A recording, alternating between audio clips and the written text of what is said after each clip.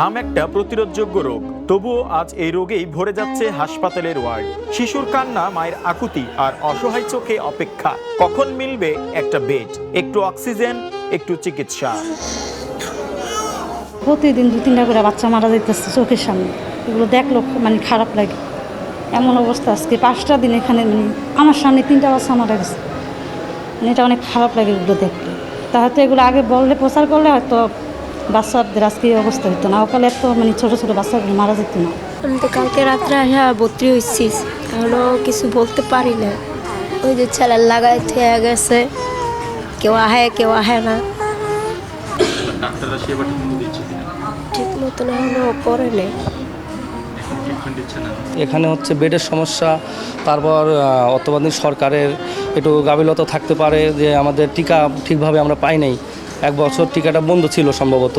তো এই বন্ধ থাকার কারণে শুধু আমি না, বাংলাদেশের ভিতরে যত শিশু বাচ্চা আছে 10 বছরের মানে 10 মাস আগের যেগুলো, প্রত্যেকটা ছেলে মেয়েই এই রোগে আক্রান্ত হয়েছে, আবার মৃত্যুর হারও বেড়ে যাচ্ছে।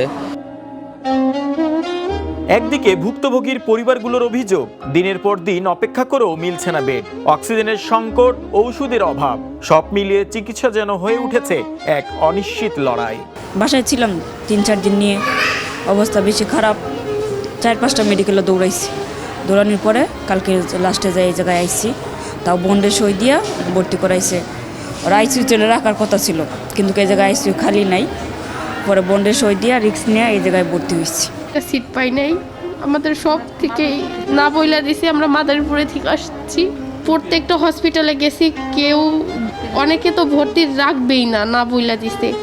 আর ওই সমস্ত হসপিটালে বলতেছে যে বন্ড সই দিয়ে রাখা লাগবে, বেডে রাখা লাগবে, অক্সিজেন নাই, এইটা নাই সেইটা নাই। এই হসপিটালে পাইছি তাও নিচে, বেড পাই নাই তাও নিচে, কি একটা অবস্থা চারদিকের। তবে অন্যদিকে কর্তব্যরত নার্সরা বলছেন ভিন্ন গল্প। তাদের ভাষায় এই সংকট শুধু রোগীর না, তাদেরও। আমরা যতটুকু দিতে চাচ্ছি পারতেছি না। যদি আমরা আরেকটু বেশি নার্স থাকতাম, হয়তো আমরা 100-100 দিতে পারতাম, কিন্তু আমাদের নার্সের স্বল্পতা। এই ক্রাইসিস মুভমেন্টে কিন্তু আমরা অনেক কম। এখন এখানে যতদূর সম্ভব 52 জন আছে, এটা অফিসে ভালো জানো। এই যে আজকে যেমন আমরা এই ওয়ার্ডে মাত্র 3 জন, আমার 26টা রোগী, আমি 3 জন মানুষ কি করে সেবা দিব বলেন ফুলফিল? তারপরেও চেষ্টা করতেছি। তাদের দাবি, শিক্ষানবিশ নার্স ও শিক্ষার্থীদের হাসপাতালে যুক্ত করা হলে একদিকে রোগীরা সেবা পাবে, অন্যদিকে শিক্ষার্থীরাও বাস্তব অভিজ্ঞতা অর্জন করবে। বেশিরভাগ সিস্টারের কাশি হয়েছে, বেশিরভাগ সিস্টারের জ্বর আসতেছে, গা ব্যথা করতেছে, কারণ ওভারলোড হয়ে যাচ্ছে, পরিশ্রম বেশি হচ্ছে, রেস্ট পাচ্ছে না। তারা যদি একটা শিফট করে ডিউটি করতো, তারাও কিছু জানলো, আমাদেরও উপকার হলো, রুগীরাও সেবাটা ঠিক মতো পাইল।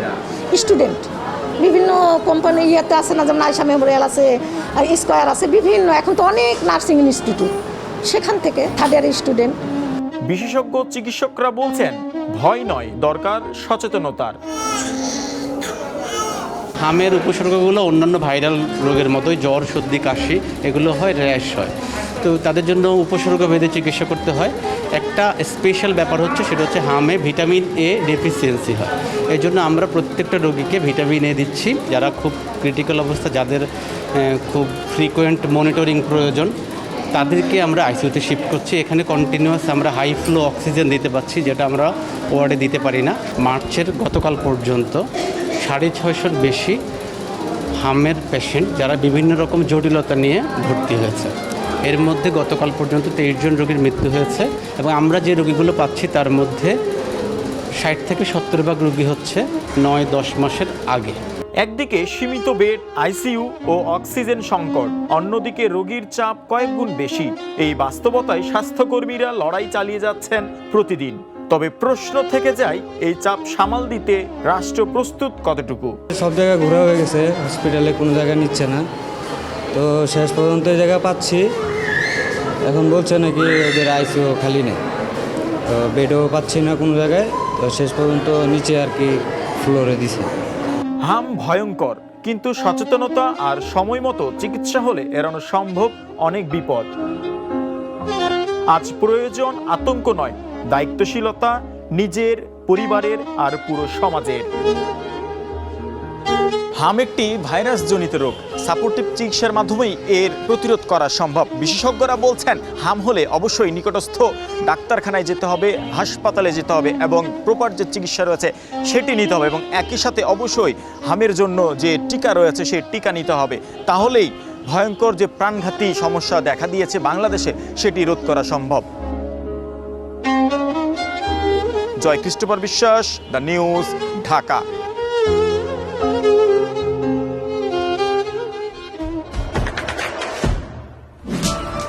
দেশে দেশে সবার সাথে দ্য নিউজ।